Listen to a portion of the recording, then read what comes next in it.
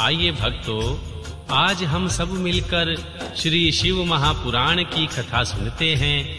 श्री शौनक जी के साधन विषयक प्रश्न करने पर महर्षि सूत जी का उन्हें श्री शिव पुराण की उत्कृष्ट महिमा का सुनाना।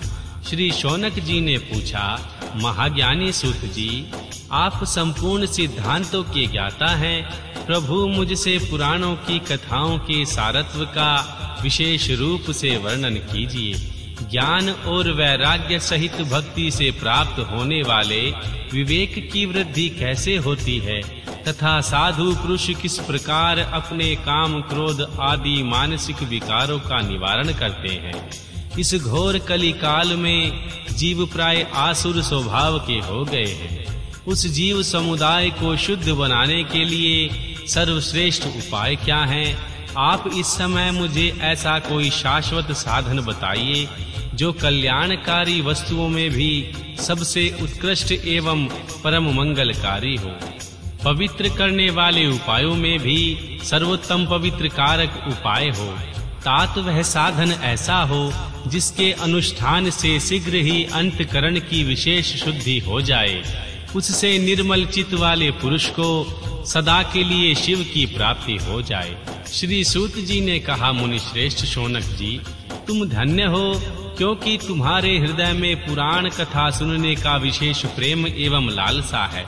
इसलिए मैं शुद्ध बुद्धि से विचार करके तुम्हें परम उत्तम शास्त्र का वर्णन करता हूँ। वत्स, वह संपूर्ण शास्त्रों के सिद्धांत से संपन्न, भक्ति आदि को बढ़ाने वाला तथा भगवान शिव को संतुष्ट करने वाला है। कानों के लिए रसायन, अमृत स्वरूप तथा दिव्य है। तुम उसे सुना करो। मुने, वह परम उत्तम शास्त्र है श्री शिव पुराण, जिसका पूर्व काल में भगवान शिव ने ही प्रवचन किया था। यह काल रूपी सर्प से प्राप्त होने वाले महान त्रास का विनाश करने वाला है। गुरुदेव श्री व्यास ने श्री सनत कुमार मुनि का उपदेश पाकर बड़े आदर से संक्षेप में ही इस पुराण का प्रतिपादन किया है। इस पुराण के प्रणयन का उद्देश्य है कलयुग में उत्पन्न होने वाले मनुष्य के परम हित का साधन। यह श्री शिव पुराण परम उत्तम शास्त्र है।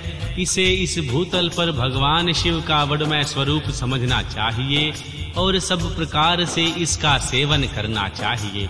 इसका पठन और सुनना सर्व साधन स्वरूप है। इसमें शिव भक्ति पाकर श्रेष्ठतम स्थिति में पहुंचा हुआ मनुष्य शीघ्र ही शिव पद को प्राप्त कर लेता है। इसलिए संपूर्ण यत्न करके मनुष्यों ने इस पुराण की पढ़ने की इच्छा की है अथवा इसके अध्ययन को अभिष्ट साधन माना गया है। इसी तरह इसका प्रेम पूर्वक सुनना भी संपूर्ण मनोवांछित फलों को देने वाला है। भगवान शिव के इस पुराण को सुनने से मनुष्य सब पापों से मुक्त हो जाता है तथा इस जीवन में बड़े-बड़े उत्कृष्ट भोगों का उपभोग करके अंत में शिवलोक को प्राप्त कर लेता है। यह श्री शिव पुराण नामक ग्रंथ 24,000 श्लोकों से युक्त है। इसकी 7 संहिताएं हैं। मनुष्य को चाहिए कि वह भक्ति, ज्ञान और वैराग्य से संपन्न होकर बड़े आदर से इसको सुने। 7 संहिताओं से युक्त यह श्री दिव्य शिव पुराण पार ब्रह्मा परमात्मा के समान विराजमान है और सबसे उत्कृष्ट गति प्रदान करने वाला है।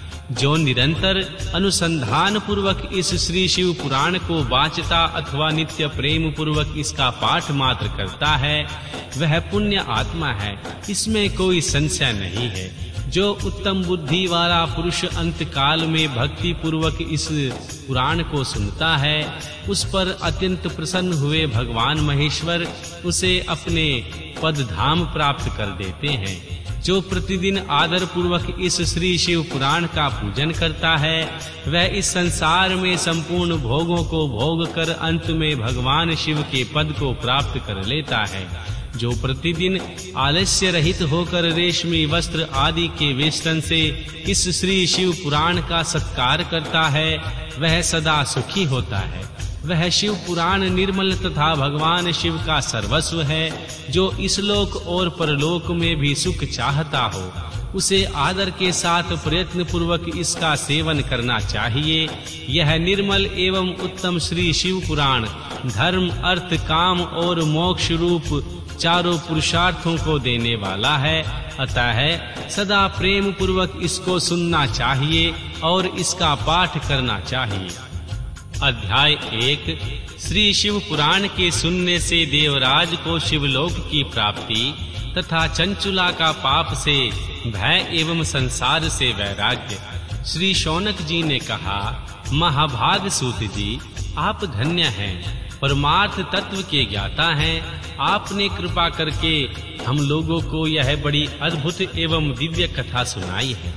भूतल पर इस कथा के समान कल्याण का सर्वश्रेष्ठ साधन कोई दूसरा नहीं है। यह बात आज हमने आपकी कृपा से निश्चय पूर्वक समझ ली है। श्री सूत जी, कलयुग में इस कथा के द्वारा कौन-कौन से पापी शुद्ध होते हैं, उन्हें कृपा पूर्वक बताइए, इस जगत को कृतार्थ कीजिए। श्री सूत जी बोले, मुने, जो मनुष्य पापी, दुराचारी, खल तथा काम, क्रोध आदि में निरंतर डूबने वाला है, वे भी इस पुराण के सुनने पढ़ने से अवश्य ही शुद्ध हो जाते हैं। इसी विषय में जानकर मुनि इस प्राचीन इतिहास का उदाहरण दिया करते हैं, जिसके सुनने मात्र से पापों का पूर्णतः नाश हो जाता है। पहले की बात है, कहीं किरातों के नगर में एक ब्राह्मण रहता था, जो ज्ञान में अत्यंत दुर्बल, दरिद्र, रस बेचने वाला तथा वैदिक धर्म से विमुख था। वह स्नान, संध्या आदि कर्मों से भ्रष्ट हो गया था और वैश्यवृत्ति में तत्पर रहता था। उसका नाम था देवराज।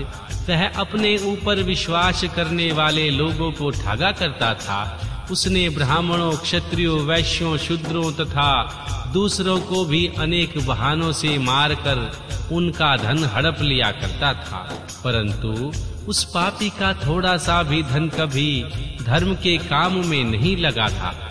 वह वेश्यागामी तथा सब प्रकार से आचार भ्रष्ट था। एक दिन घूमता घामता वह देवयोग से प्रतिष्ठानपुर झूसी प्रयाग में जा पहुंचा। वहां उसने एक शिवालय देखा, जहां बहुत से साधु महात्मा एकत्रित हुए थे। देवराज उस शिवालय में ठहर गया, किंतु वहां उस ब्राह्मण को बुखार आ गया। उस बुखार से उसको बड़ी पीड़ा होने लगी। वहां एक ब्राह्मण देवता श्री शिव पुराण की कथा सुना रहे थे।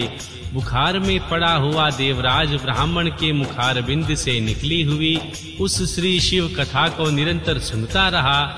एक मास के बाद वह बुखार से अत्यंत पीड़ित होकर चल बसा।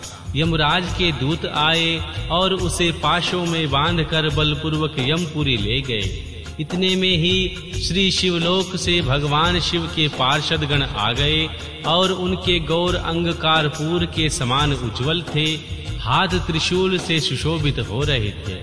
उनके संपूर्ण अंग भस्म से उद्भासित थे और रुद्राक्ष की मालाएं उनके शरीर की शोभा बढ़ा रही थी।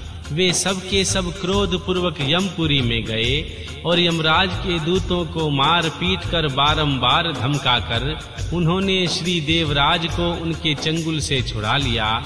अत्यंत अद्भुत विमान पर बिठाकर जब वे शिवदूत कैलाश जाने को तैयार हुए, उस समय यमपुरी में बड़ा भारी कोलाहल मच गया। उस कोलाहल को सुनकर धर्मराज अपने भवन के बाहर आए और उन्होंने रुद्रों के समान प्रतीत होने वाले उन चारों दूतों को देखकर धर्मज्ञ धर्मराज ने उनका विधि पूर्वक पूजन किया और ज्ञान दृष्टि से देखकर सारा वृतांत जान लिया। उन्होंने भय के कारण भगवान शिव के उन महात्मा दूतों से कोई बात नहीं पूछी, उल्टे उनकी पूजा एवं प्रार्थना की। तत्पश्चात वे शिवदूत कैलाश को चले गए और वहां पहुंचकर उन्होंने उस ब्राह्मण को दया सागर सांब सदाशिव के हाथों में दे दिया। श्री शौनक जी ने कहा, महाभाग सूत जी, आप सर्वज्ञ हैं। महामते, आपके कृपा प्रसाद से मैं बारंबार कृतार्थ हुआ हूँ। इस इतिहास को सुनकर मेरा मन अत्यंत आनंद में निमग्न हो गया है। अतः भगवान शिव में प्रेम बढ़ाने वाली शिव संबंधिनी दूसरी कथा को भी कहिए। श्री सूत जी ने कहा, हे शौनक,